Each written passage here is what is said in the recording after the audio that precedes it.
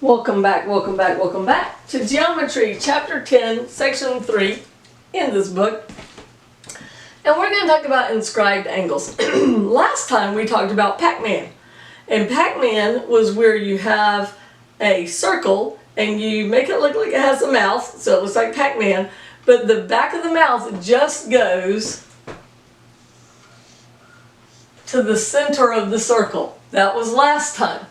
This time I told you we were going to talk about Grandpa Ole. There used to be a show back in the 90s, early 2000s. He's roly-poly Ole, he's short and square and round, or something like that. It's probably on YouTube. It was a Disney show.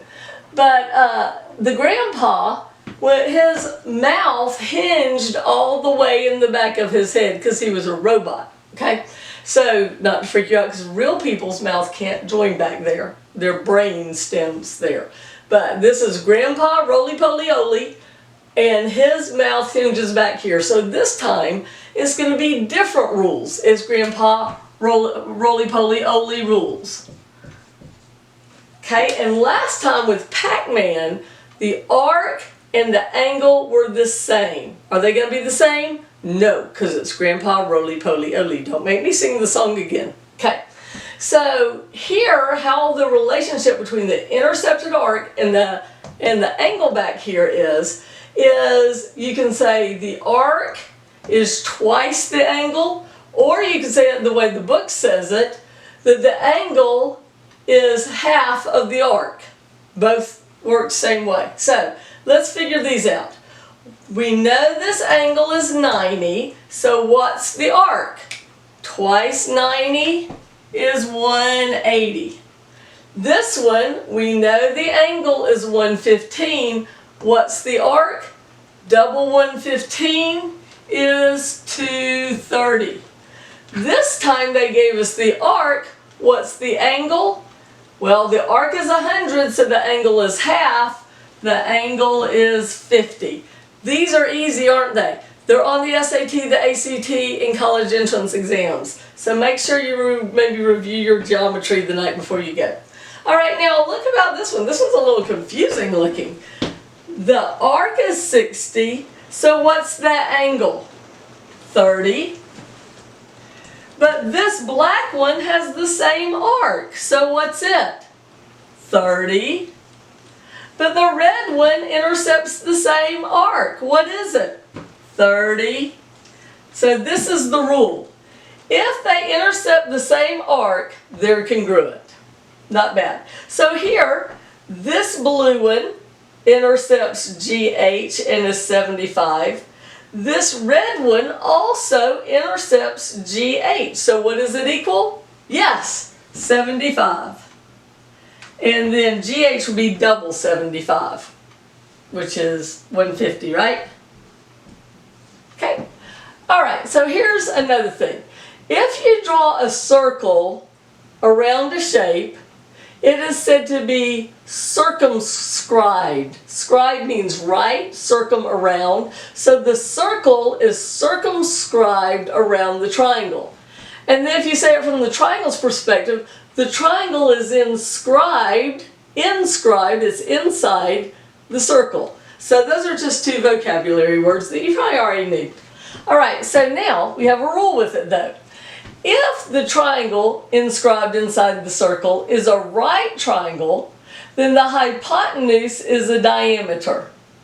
And vice versa. If the hypotenuse is a diameter, we know it's a right triangle. Here's another one.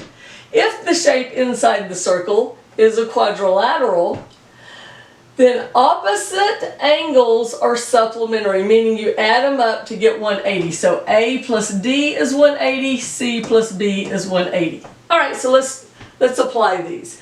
Here we have a triangle inscribed inside of a circle, and because there's that dot there, it means this is a diameter. The dot means it's the center of the circle.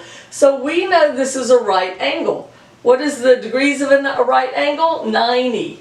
So x, 2x equals 90, x is 45. This is easy, isn't it? Is this your favorite part of geometry?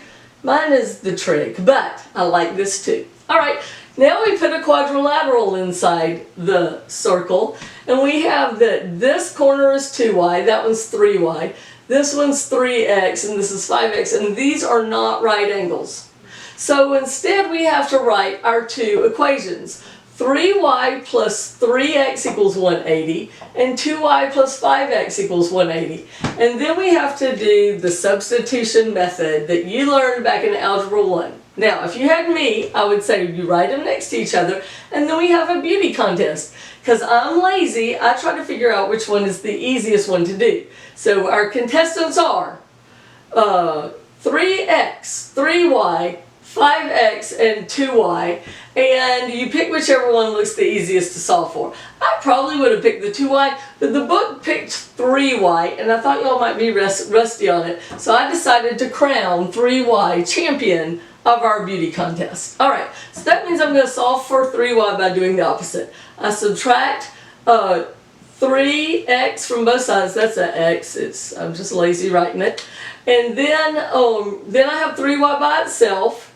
And then y is y not alone, it's multiplied by 3. So what do I do? The opposite, divide by 3. Who gets divided by 3? Everyone! It's a pirate party. This is the pirate rule of math. Everybody gets to divide by 3. I've had kids say it's the Oprah rule of math. You get a car, you get a car. But instead I say, you get divided by 3, you get divided by 3.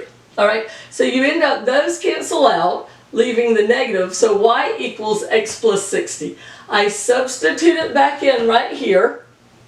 Use the distributive property, keep doing the opposite until I get the x equals 20. I substitute it back in over here, and I get y equals 40. So that was back from Algebra 1. If you're not sure how to do that, I have videos for Algebra 1 posted where I teach you how to do it. Go find it, and I'll do it slow for you in that video.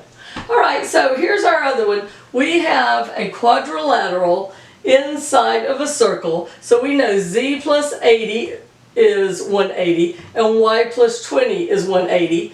For both of them, we just do the opposite and get what they equal. Alright, I think it's fun. I hope you think it's fun. Come back, we'll learn more about circles. Math is great.